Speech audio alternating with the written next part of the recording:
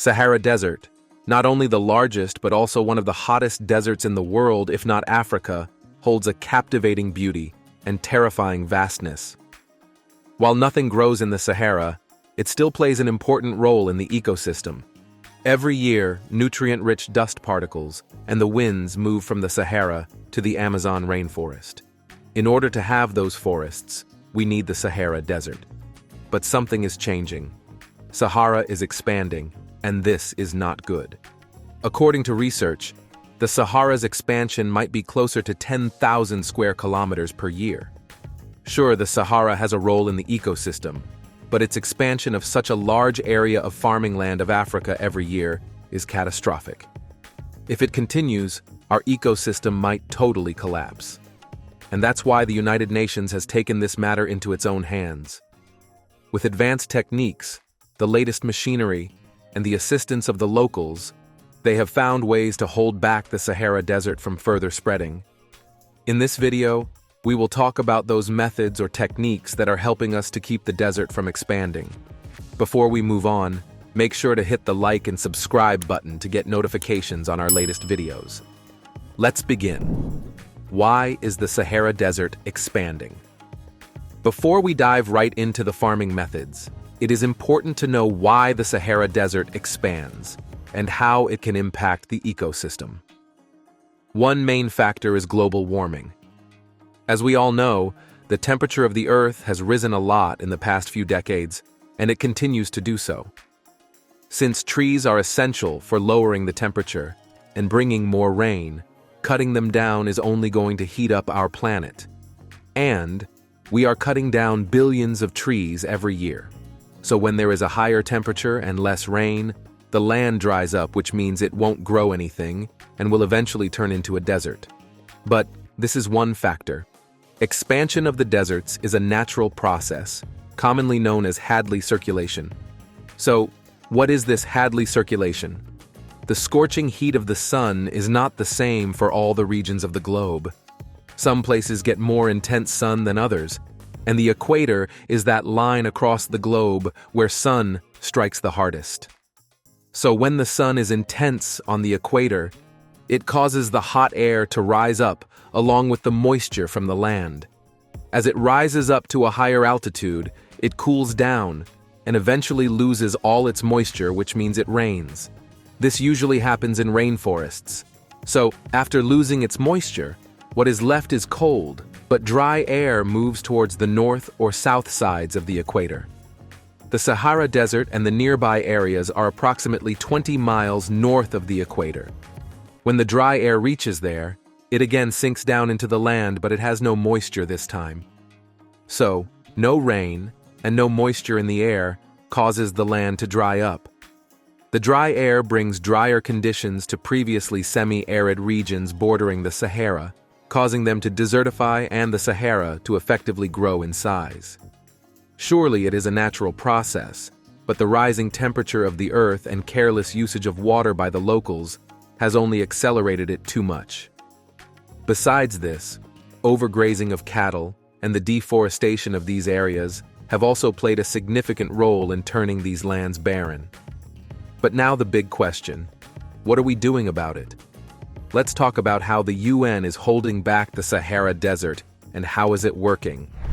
The Great Green Wall Initiative.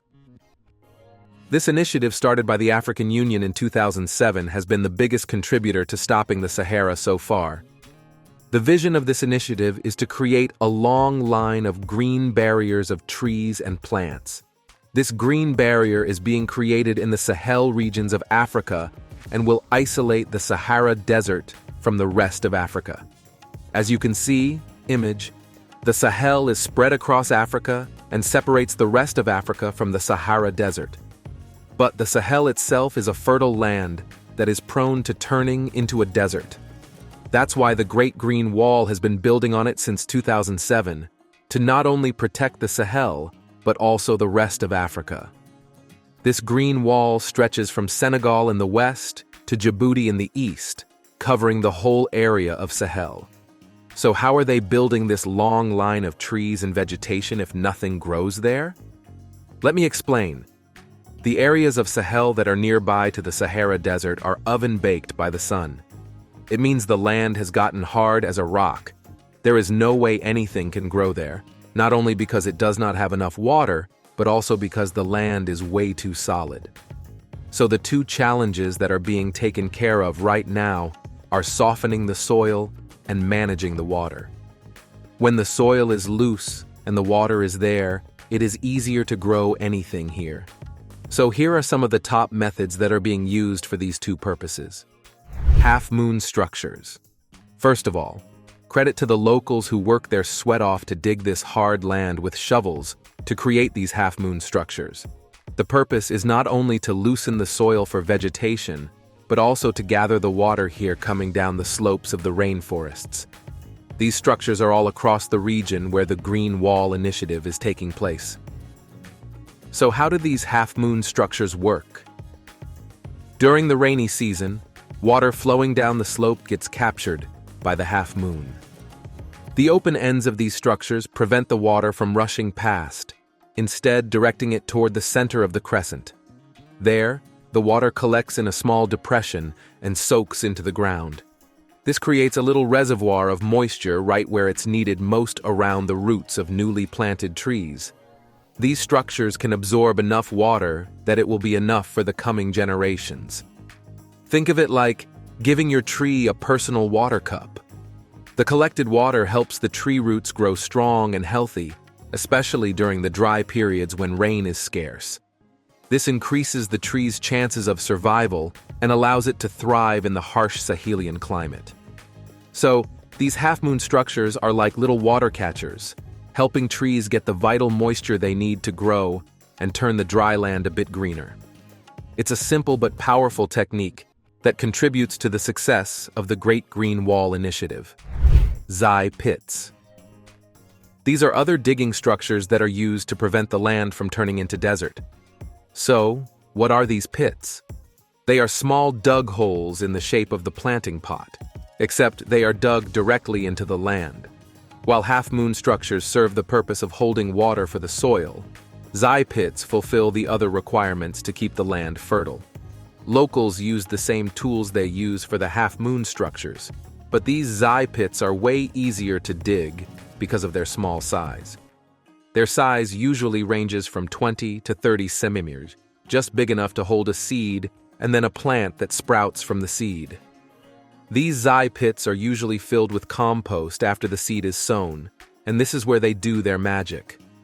Not only do they hold water like half-moon structures, but when water is absorbed by the soil, the essential nutrients in the compost also mix with the water and become a part of the soil. As a result, the fertility of the land increases, which helps us to grow plants easily. So Zai pits has three main functions. They keep the soil soft and prevent it from getting hard like a rock. Secondly, they hold the water coming from the rainforests and help the soil absorb as much as possible. And thirdly, they mix the essential nutrients in the soil to enhance the fertility of the soil. Stone walls or bunds. Building stone walls or bunds is also an effective strategy that is helping the Africans to build water reserves on their land again. What are these bunds?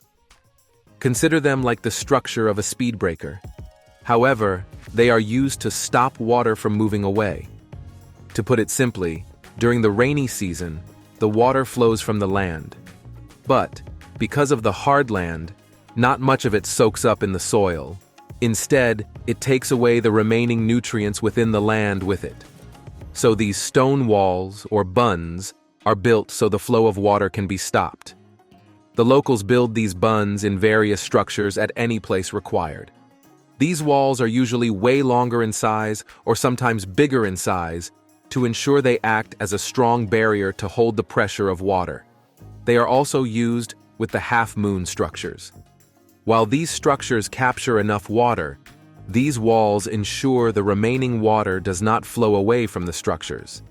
Sometimes, these bunds are also used to prevent overflow of water into these half-moon structures.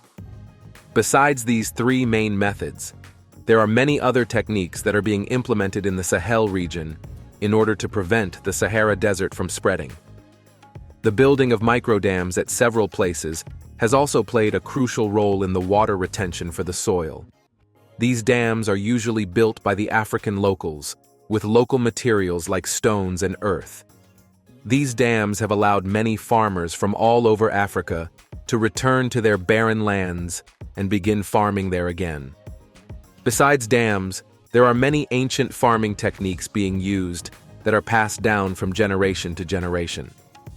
These traditional techniques are also helping the Africans to keep their land fertile. Since 2007, these techniques have been used to build enough water and nutrients in the soil, and it has been a success so far. If you move alongside the Sahel region, you will see greenery everywhere. In fact, the Great Green Wall is now big enough that it can be seen spreading throughout Africa with satellite images. However, what we need to understand is that we still have a long way to go. The aim of building a dense forest that are spreading thousands of kilometers may take a lot more time than we can anticipate. Thanks to the UN, it has collaborated with many African countries over the past years. Moreover, with the advanced expertise in securing funds for the project, it might not have been possible. Let's wrap up the video here. If you find it informative, like the video and hit the subscribe button. What are your thoughts on these unique techniques to hold the Sahara Desert back? Let us know in the comment section. We will see you in the next video.